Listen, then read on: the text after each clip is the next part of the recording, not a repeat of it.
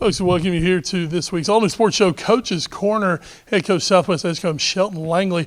Coach, coming in tonight's game, I think it's pretty easy to say you guys were definitely the underdog. You know, you had a 13-2 Bedingfield team coming in here. You guys, it's been somewhat of an up-and-down season thus far for the Cougars.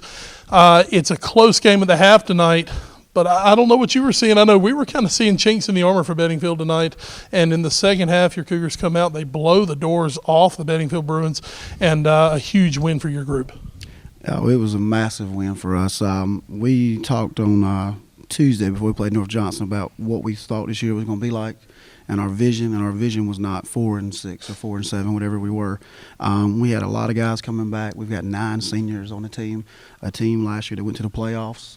We didn't go far, but we made it. And no one saw this. And we talked about, why that was the case. And we had a very, very strong heart-to-heart talk. I went around and talked to every single guy and told them, what I thought their role was going to be this year and how they weren't doing it. And then I told them, what I expected from myself, and I don't think I had done everything we could do. And, we made a few adjustments in the starting lineup. But the main thing tonight, and you talked about the halftime adjustment, is we talked about it. We are too fast to not attack the glass. And if you look at a major stat in this game, we took 4 free throws in the first half. And it was one guy, he took 4, so he got fouled twice. And I believe in the second half, now I'm not a statistician or anything, but somebody just told me I think we took about 14 or maybe 16, and that's a huge deal. And I know they fouled us at the end. We took about 3 or 4 right there. But we were the aggressors in the second half. And I told the guys, I'm tired of, we're always preparing for the other guys. We're always, trying to react to them. Let's make somebody react to us. We're not tall. We're not tall like Bedingfield. We're not tall like Farmville. We're fast. And that second half tonight, that was my vision of Southwest basketball this year.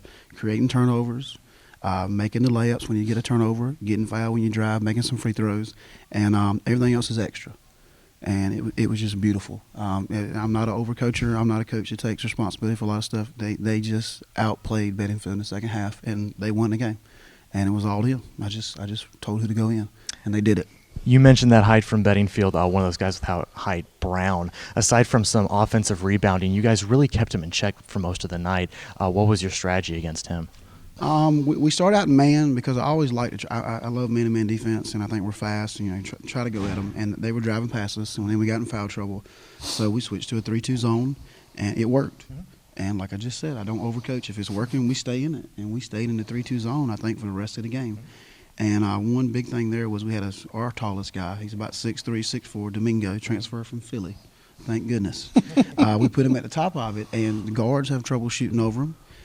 They have a hard time passing it inside, and I think that hurt them a little bit. And you can see they just kept passing it back and forth, and not really, they settled for a 3, or they couldn't really use the big guy. Now, I think he scored 20-some points. And he was quiet 20-some points. And you know what? A guy like that, he's going to score 20. And, you got to deal with it. So we stayed in our zone. I said, look, they're going to hit a couple of threes. Don't panic. They're going to score a couple of points in the paint. Don't panic. Stay in it. I said, it's working. Hey, Coach, he just hit a 3. Let's pull out of it. I said, no, they hit 1 3 the whole third quarter. And then he hit another one in the fourth quarter. I said, that's 2 in the whole second half. Don't panic. It's working. And we just sat in it, and it worked. And he got his 20. I'm okay. He can have 20. We'll take the win. Coach, midway point of the conference season here, you sit at 2-3, but as you said, it sounds like this week, thus far 2 games in, you're very happy with your team. Do you think this could be Southwest turning the corner? It could be. I told you earlier about my vision for this year, and truth be told, I thought we'd be fighting for second or third. I think Farm was a strong team. I'd love to get lucky and beat them.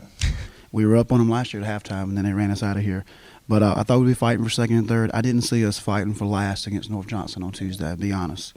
And but if we play like that, second time through, we're going to be hard to beat. And, maybe that includes Farmville. They're a great team. I'd love to give them a good game. But if we do what we need to do, maybe we can look up and get an automatic playoff spot instead of waiting for a wild card. That would be very nice. We overheard you a little bit earlier talking about Quantellis Norwood's contribution. You saying it was great tonight. Tell us a little bit about his leadership out there. He's our best player. I'm very honest when I say that. I'll tell him, I'll tell the guys. Now, he may not always score the most points, but he is our best player skill-wise. And I told him that on Tuesday for North Johnson, on our team, you are big. You are our 5. Maybe Domingo's taller, but you're our big guy. You're probably shorter than everybody you guard. you're probably shorter than every other 5. If you go to college or if you play on another team, you might be a 3 or a 4 because he can drive. He has great skills with the ball. It's amazing what he can do with his height. But on my team, on your team, you are the guy who scores 15 or 20 in the paint, ugly shots, those dirty points. He scored about 18 or 19 last night. And I hate to lie about a stat, but it was double digits, no 3-pointers. He hit one tonight. And, I said, well, that's great. But keep taking it to the hoop. And, he hit one, he won't take another. You saw that. He took another one and missed it. When you can fly over the rim and dunk, you need to go in there and take it to the hole more often. He's our best player above the rim, and he needs to play like that every single night. Like I said, Coach Shelton Langley, Southwest Edgecombe Cougars, they are victorious tonight over the Bangfield Bruins.